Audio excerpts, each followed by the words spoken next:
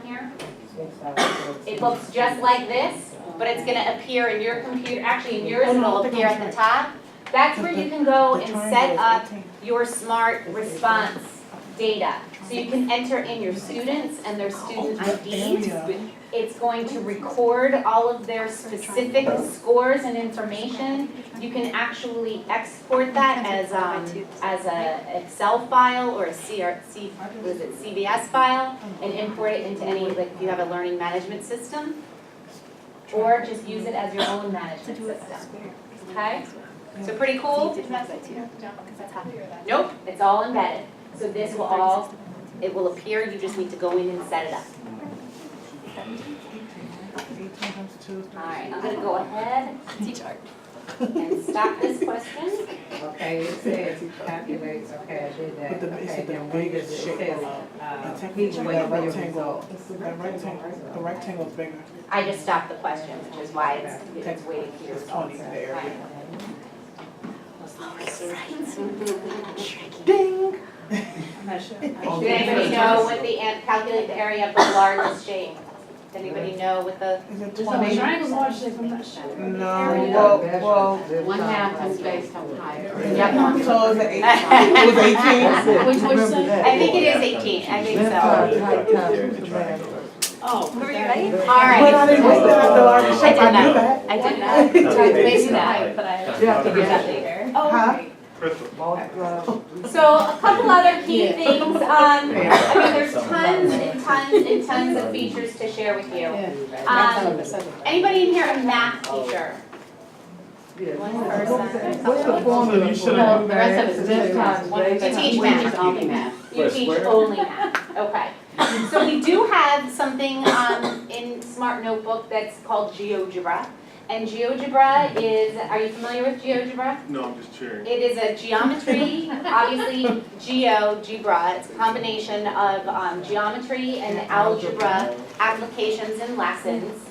They are K through 12, but I see most intermediate and secondary education applications used for the Geogebra lessons. Once again, it is located in this little puzzle piece. That's where Notebook Maestro is. That's where Geogebra is. Yeah. So I want to go ahead and add a page and show you how it works. I'm just going to click that little icon. And you'll see that it's going to pull all of these different lesson templates that are already there for you. So you can actually search for materials based on fractions, if you want to search for tessellations, you know, border tiles, isosceles triangles, variety of different content that is already pre-made and available for you. But they're all based on using what we call the Geogebra widget. So when you use Geogebra, you're actually going to insert that widget. It's going to insert right onto the page. And it's going to automatically come up with the graph widget. So you're going to be able to work with different equations and different shapes. And I'm just going to, I was an elementary math teacher, so I'm just going to do something very basic. I'm going to pick up my pen. There we go. That sounds about right.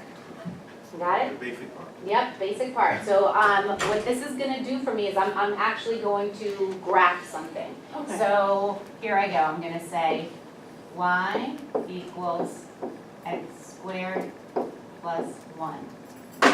What do I have to do if I just want to select this now?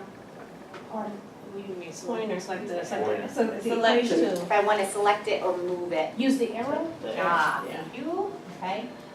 Important to do that because if I just go to do it, what it's going to do is Move everything. Move everything it's else. going to start to draw or it'll erase whatever it was Yeah. on last, okay? So that's something that you're going to get into the habit of that really quickly. Try not to swear in front of your kids. So I'm going to go ahead and select it now. And flip.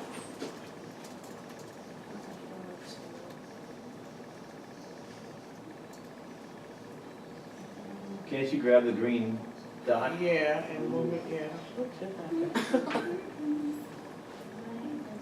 That's going to turn it, but Oh, it's a Yeah, rotation. it rotates it.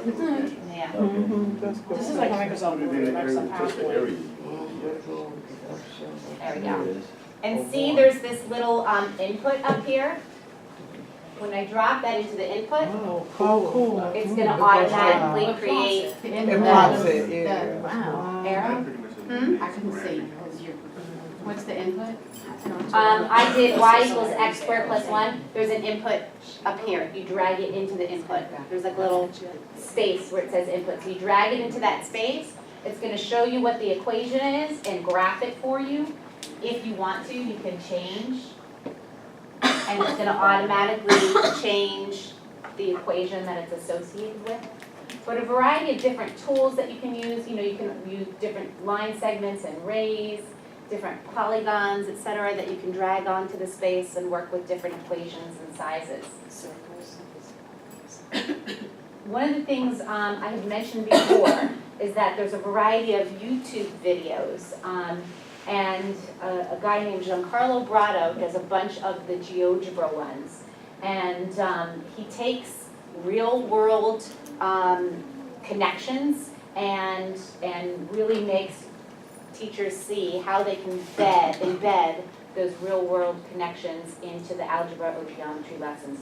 This, I believe, is the London or Paris Opera House, and he talks about how you can actually go through and, with your pen, outline some of the shapes here, separate the shapes, and drag them into that Geogebra widget to talk about, you know, how architects really need to think about those shapes when they're designing and building buildings. So that would be one for you to think about watching if you're interested in this. Can I ask a question? Mm-hmm. With the activities you talked about, all the activities in both, are any of the activities tied to the Common Core? Absolutely, yep. Wonderful, When you okay. go on Smart Exchange, it's gonna list objectives for you, Wonderful. okay? So our smart blocks are a more elementary application for students to practice really using equations and using their operations. So addition, subtraction, multiplication, division, as well as working with exponents, root numbers, and then also trying to figure out, when given a certain scenario or when given a certain number, what could the possible operation be. So they're called smart blocks. You drag them out onto the screen. I'm going to add another page right here. They're located in the puzzle piece. Whenever, it might be on the last thing that you use, so I can go right up here, and that's going to take me back to the menu. I'm going to hit Smart Blocks, and I'm going to drag my addition Smart Block out onto the screen. I'm going to select my pen, and any number, I can write it, and I'm going to draw a line to the block, and it's going to automatically calculate it for me. And I go back to my Smart Blocks. If I want to drag my subtraction block out, I can.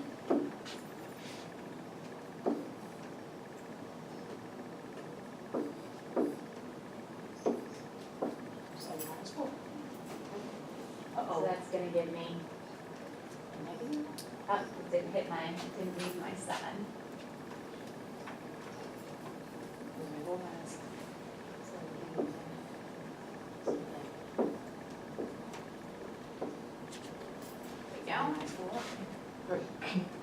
Right?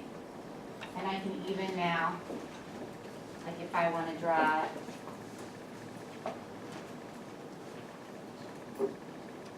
my multiplication block out,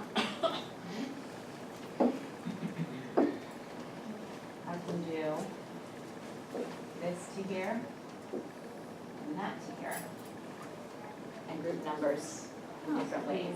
Cool. If you have students who are still working in that pictorial range, there's a little picture frame icon up here that's called, click on Gallery. And in your gallery, you have a variety of different items or lessons that you can download or content that you can download. But let's say I wanna go to my pictures, and I'm gonna search. Let's see. For, no. Search for candy.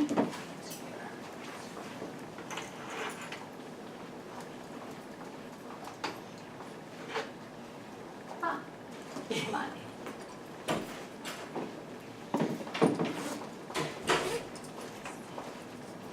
It is not pulling from the internet. Planets. Pictures. Oh, come on. I'll do Penny.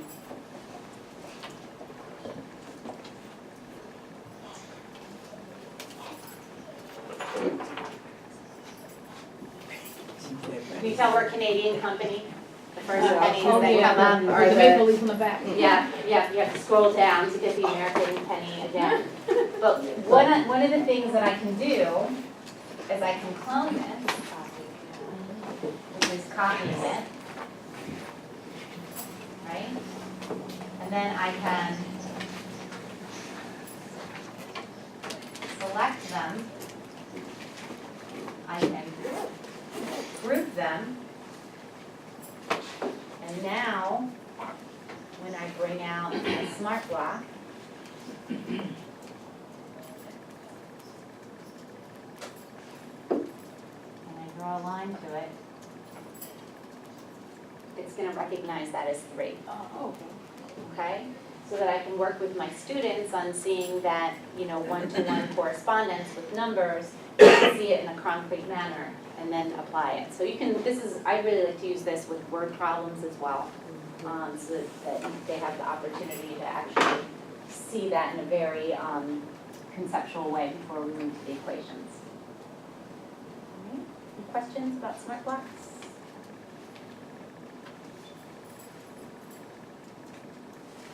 This is just an example.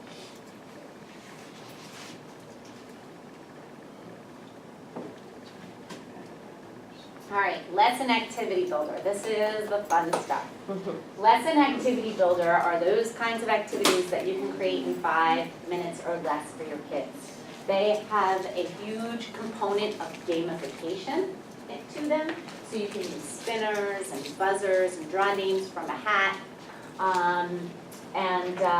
They're, right now, we have a variety of different activities and we're adding to it every release. So just for you guys to know, Notebook is going to have new features and new content added to it about 3 times each year. So it's keeping everything, but then you're going to get more types of games that are coming throughout the course of the year. So I want to show you a variety of the different kinds of lesson activity builder activities. They're all right up here in this little magic hat. It's called LAB, Lesson Activity Builder. And right now we have something called Super Sort. We have Shout It Out, which is a way for students to add text and images.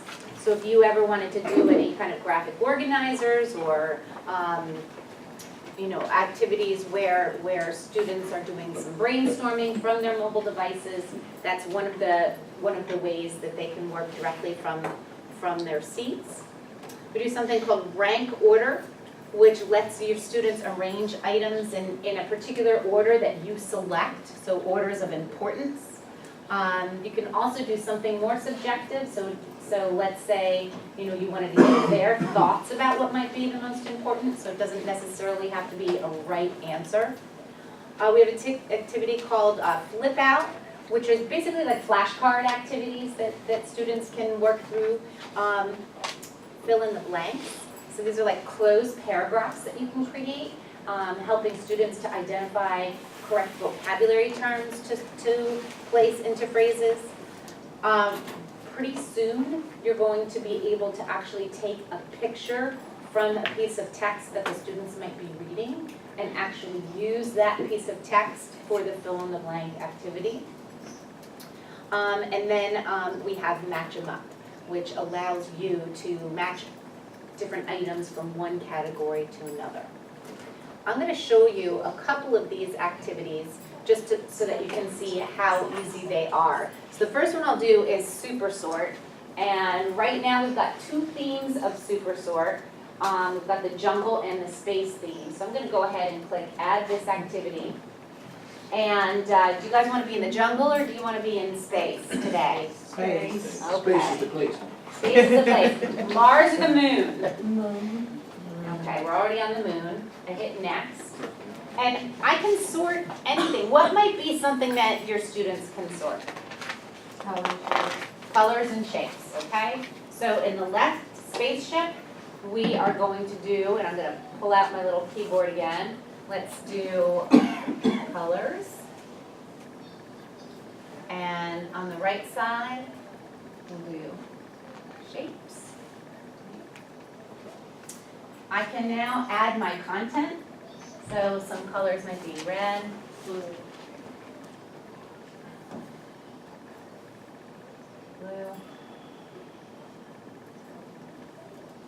green. I could do primary colors, not primary colors, however we would want to do them. Shapes might be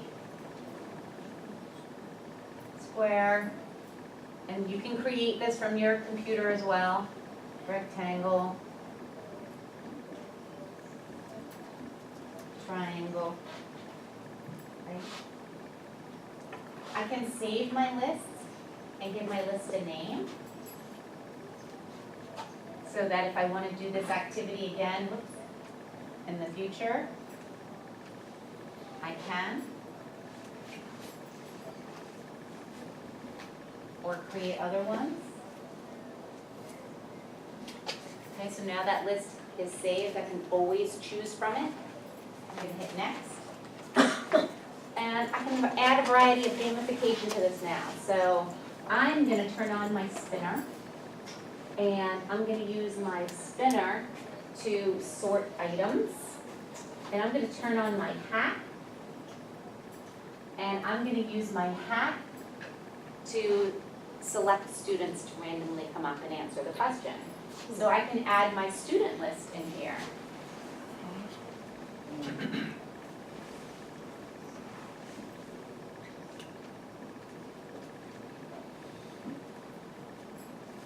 I can either even save that student list.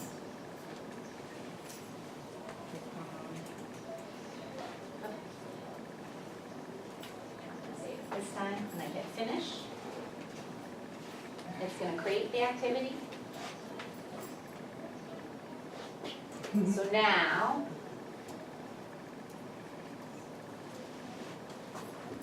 Pointer, right? oh, yep, sorry. Oh. Come on. John has to come up.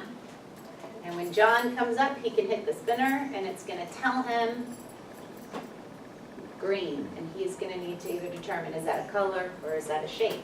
So when John comes up here, he's going to take green and he's going to bring it into shapes. And nope, it's going to reject it if it's wrong.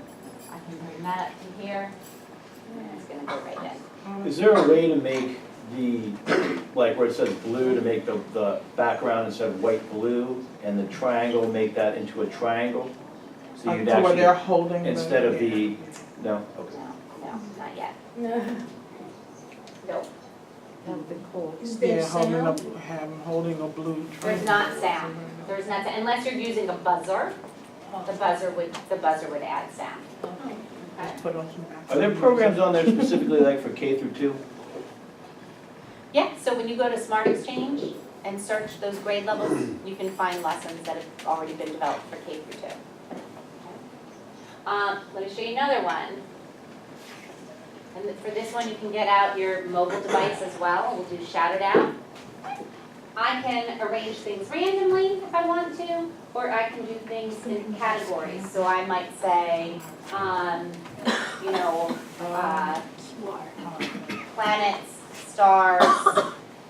I could have animals, mammals versus non-mammals.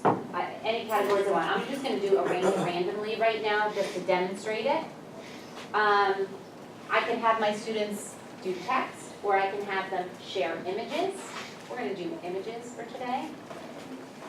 I can change the contributions per device, so if I had a class of 30 students and I allow each child to share 5 images, my screen is gonna become really crowded. So I may just want students to have 1 contribution per device, or I can change it to any particular number. And if I want to, I can display their names or not display their names. I'm gonna leave their names on. I'm not gonna do any gamification to this, although I can. So let's say we were having teams compete for something, I could add a buzzer and they would be the ones who got to add their answer to the screen. Or I could do the spinning wheel or the dice to determine who got to add their information to the notebook screen. So it's gonna build that for me. I think we haven't started yet. Yep, I'm gonna go ahead and start that activity. And once again, it's gonna give you a website and a code to enter. So it's classlab.com. And the ID is 47396825. We're entering in our phones. Can you do a QR scanner with this You one? cannot do a QR scanner with this one. I know, we've moved away from that. So we're in that code in our phone or on. Yep, so classlab.com is the website you go to. And then you enter the ID. It's blocked by DCPS. What? Block. Oh, man. I know, I'm blocking. And enter the ID number. And then also with our kids, an adult will, for the vast majority of them, an adult will have to manually enter it in. Enter that So, number. yeah, so like the QR code is awesome because you can train them to Yeah, scan it, you know, and so. that's ideal, that's Yeah, huge. so if there's only 2 adults and you have 10 kids, it's gonna take them I know. 15 minutes to just log into the activity. Use QR activity, period. Yeah, Just yeah, like this, that. yeah. But this is cool because I think this is like Post-its, you Oh, know what I it's mean, where just all Yeah. this activity is like Yep. kind of like a Post-it alternative, so that's awesome. Were you But able what to, if you is anybody able to pre-program- log in? What if you actually just program it one time, would it save in and all of a sudden, so the kids can just hit an icon and it locks in? So obviously, you can bookmark that website for them, right? Oh, you can save it as a favorite or something? Yep, or save it as a favorite, so they can just automatically go to Class Lab. Unblock. And then this number is Dot going to, DPS. Would that save? let's find out. Okay, so let's do this real quickly so that we can see, was anybody able to get in? Give us a second. Yes, can you give the ID code one more time? 47396825. DCPS.dc.gov/login. Actually, number 6. And then you put in your, Change. and then you put in. That's your what we're gonna try to find out. So if we could, if you guys have a picture on your device, you can add. And you type your name in, not separately, It should take you to the Jacob. website. and then your last name, and then you put in your Or whatever your email, user Password. information is. Yep, so we've got one person in. If you have any random picture you wanna add, whether it's from I'm sorry if you said vacation this summer, Is there like a little tutorial for a child that would have a little character and give a verbal, no? Unblock. it'd be nice. DCPS. Yes, I believe you guys have a sound system that's attached. Yep, yep. So there's a little plug that goes in with your VGA. Yep. Does and that that'll sound go right system into attached to it. your smart? Yep, For this whole thing? Yeah, the one from second the ceiling. yep. So could that pick up, could you do voice recognition with that? Smartboard or both? Either Listen one. seconds is just the input. Well, that's for us. Yeah, that's Yeah. Could the smartboard do that? I don't. Okay. I'm sorry, I'm being. No. It's just a display. Do you type it in with the space between the 2 sets of numbers? I believe so. 4739 /6825. So what was that to override? There we go. So somebody added a picture. DCPS stuff. Okay. Now, I wonder if we went and we added another page, let's just see. Then first, last, and then your whatever. If we did that And then you have to activity, keep it for 1 hour, and you can't Again. close the page, because if you close down the page, it'll eliminate it, and then you can run all your apps that you can't usually run from your phone. You did text, not image.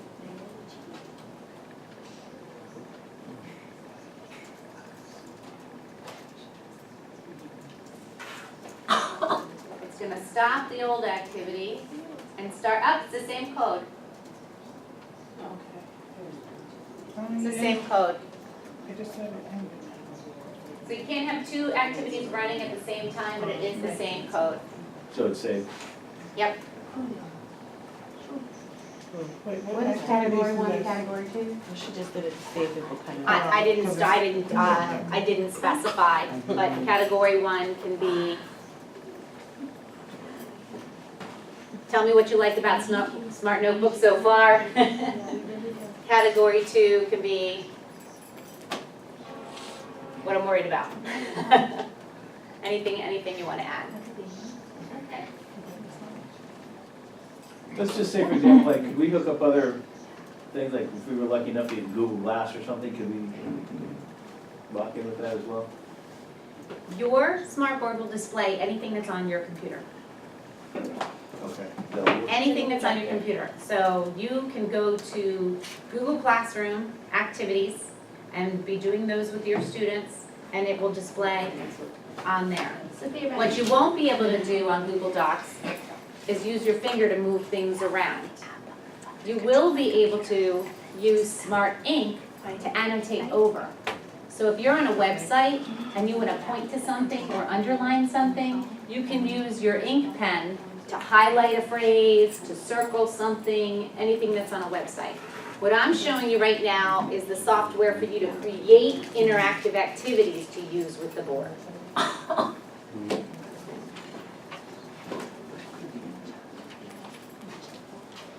All right, so I showed you 2 of those lesson activity builders. They all pretty much work the same way. I also want to show you how you can do concept mapping very easily on the board.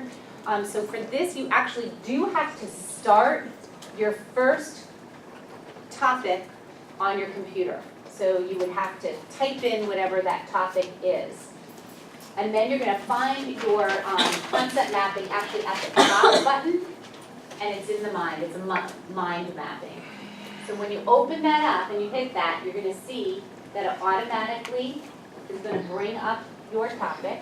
And let's go ahead and start a new page here.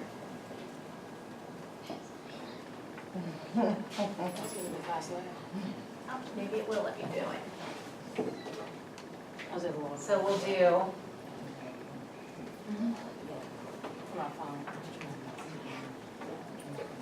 planets, all right? And so now I, as a teacher, can have my students come up and assign some things and write some things, or I can as well. But now I can just use my pen and say, okay, we're gonna talk about Mars, right? So, and when I circle it, it's gonna turn it into a node for me. Let me show you a different pen. If I choose my text pen,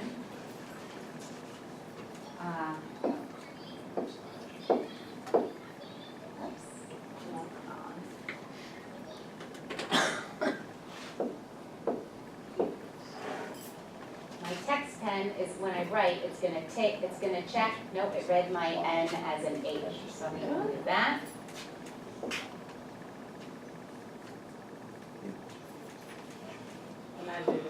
Oops.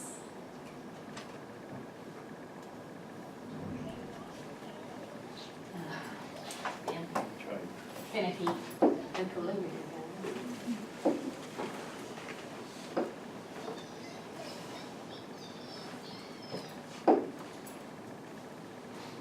So right now, I've got the beta version of our new software that's being released on my computer, which is why there's these little bugs. I want to be able to show you the features.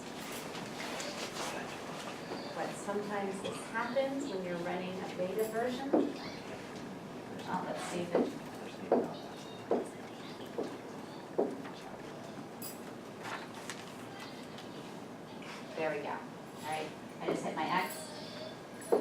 mark if it's correct, and it's gonna take my print and it's gonna turn it into font.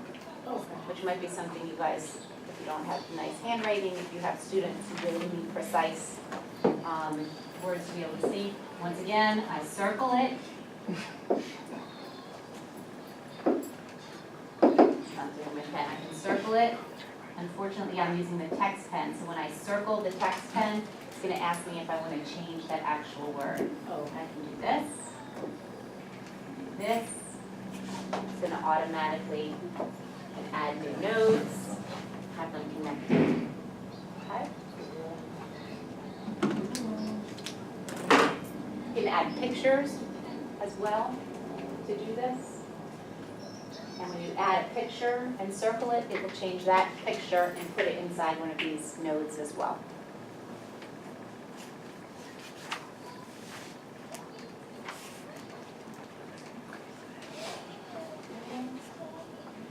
All right, let me talk about some of those pens. Hold on. We need to restart. It's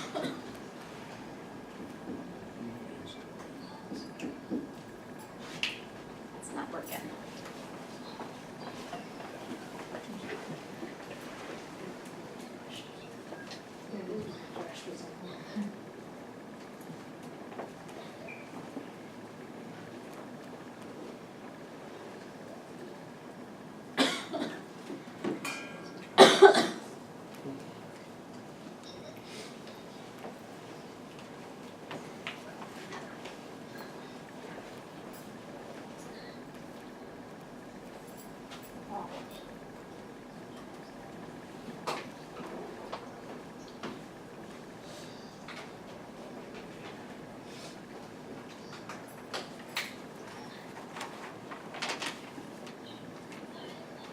All right, so when you open your notebook for the first time, you're gonna see this tutorial, and it's gonna take you through lots of the features that I've taken you through today. Let's see if we can do, there we go. All right, let me show you some more features of the text pen. So the text pen is going to, obviously, it's gonna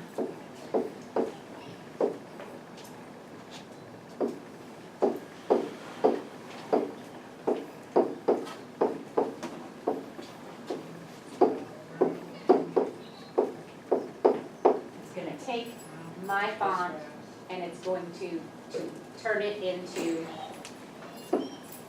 text. You can also use your pen, and when you have the text pen, to make some quick changes.